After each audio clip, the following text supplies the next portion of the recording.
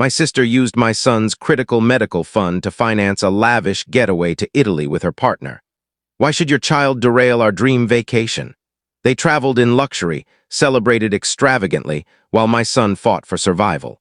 My parents stood by her. Families share everything, they said. I issued a warning. 3 days later, my phone showed 38 unanswered calls. I'm Danielle, 34, and the mother of a wonderful 7-year-old named Ethan. He's my everything. A bit reserved, obsessed with dinosaurs, and always wearing a radiant smile despite life's challenges. Ethan was born with a severe heart condition, enduring 3 operations since infancy. The last one was nearly fatal. Yet doctors warned he needed one final procedure, the decisive one that could either save him or end everything. We had a deadline. The surgery had to happen within 4 months, or the risks would be lethal. It was a crushing mix of fear, planning, and financial strain. My insurance offered minimal help. The operation, travel to a specialized clinic, and recovery care amounted to roughly $68,000. I'd scraped together $41,000 by selling my car, jewelry, and anything non-essential. I worked night shifts delivering food after my day job, often surviving on 3 hours of sleep. My fiancé abandoned me, claiming he couldn't cope with endless hospital visits. I didn't need him. I thought I had support elsewhere. My younger sister, Kayla, 29, was always the favored one, pampered, selfish, and impulsive. She drifted between jobs, relationships, and homes like she couldn't stand consistency. She and her boyfriend, Damien, were planning a grand trip to Italy, talking about it like it was a sacred journey. But she lacked the funds, as always. That was the first warning sign. I'd shared my fears with her, confiding how much I'd saved for Ethan's procedure and how close we were to the goal. She hugged me, said she admired my strength, and promised to rally her friends to help raise money. That night, I felt our bond had deepened. A week later, I checked the medical fund. It was empty, not a mistake, not a bank glitch. Completely drained, over $41,000 gone in a day. Panic consumed me. I couldn't breathe or think straight. I scoured my records, hoping I'd miswritten the account details. But the transaction was clear. A wire transfer authorized from my own login. I hadn't done it. My instincts screamed Kayla. I called her repeatedly. No response. Then I contacted my parents. They were eerily calm. When I asked if they'd heard from Kayla, my mom casually mentioned she and Damien had just arrived in Rome. Didn't I know? I froze. Apparently, they'd suddenly come into money and jetted off for their dream vacation. First-class flights, 5-star hotels, private tour, and gourmet meals. Social media flaunted their cocktails with captions like "Living the Dream." Meanwhile, my son's life hung in the balance. 3 days later, I reached Kayla by phone. Before I could finish a sentence, she lashed out.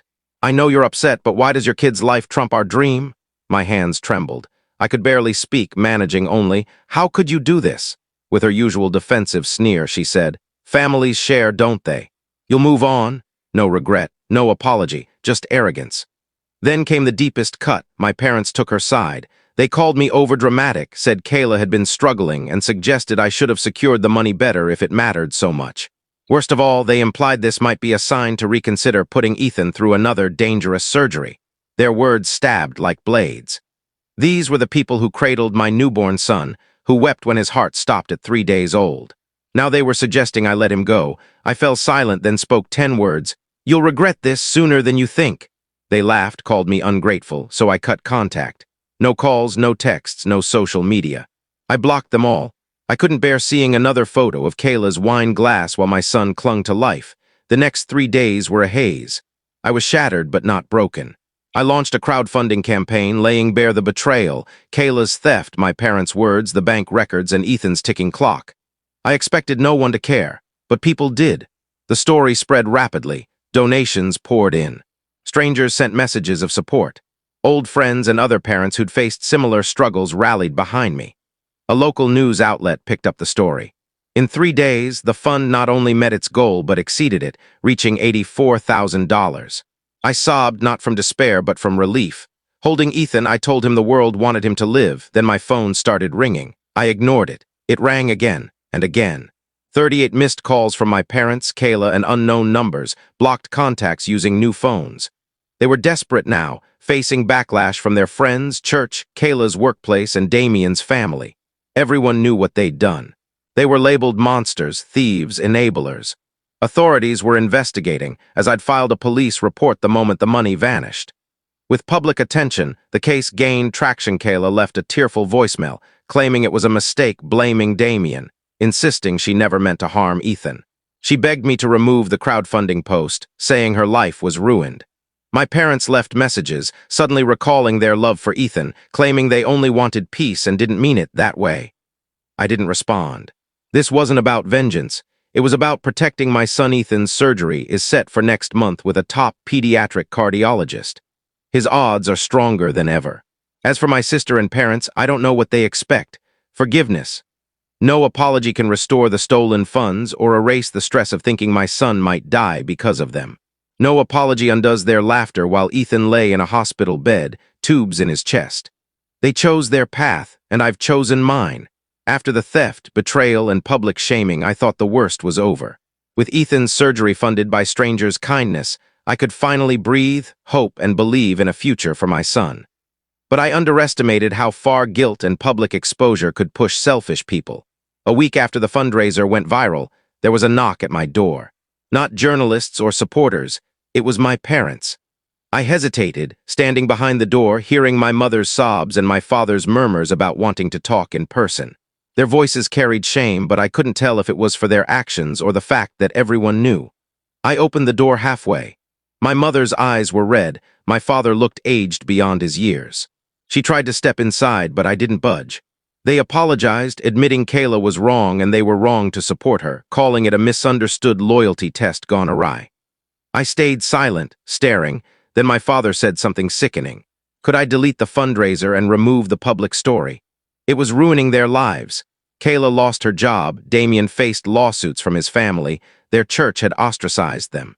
I realized this wasn't about Ethan or the money, it was about their image.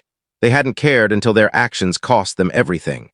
I said, "You didn't weep for your grandson when he was on life support, but now you're crying because your social circle dropped you."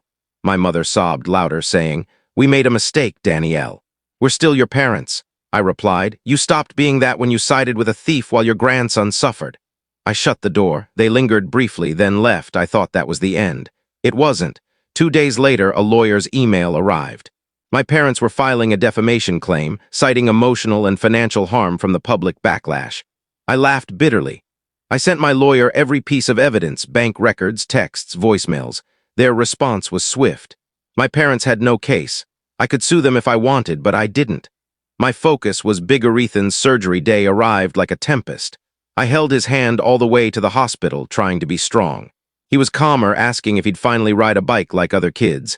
I promised he would, and more. The 6-hour procedure felt eternal. I paced, clutching his dinosaur toy, praying with every step. Every passing doctor made my heart race.